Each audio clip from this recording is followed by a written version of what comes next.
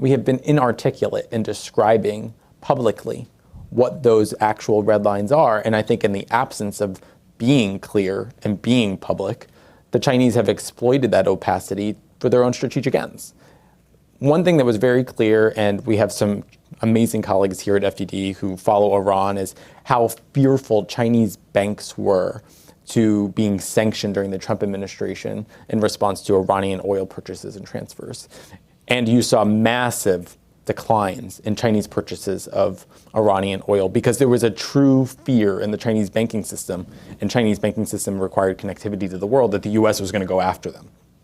That was predicated upon political will from a president who at times felt unpredictable, but people were scared of that guy.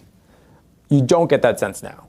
And I wonder whether we have consistently and repeatedly hamstrung ourselves by allowing the Chinese to go right up to the line and cross the line, get sort of, to use a baseball analogy, to get that chalk right on their cleats, and yet we sort of say, I don't know.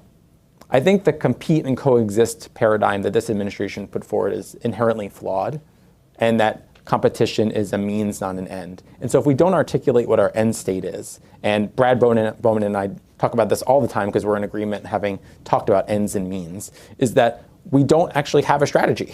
We haven't articulated publicly and privately what these red lines are, and if we have articulated them privately, it's very clear through China's actions that they are disregarding those warnings because there's a lack of political resolve here.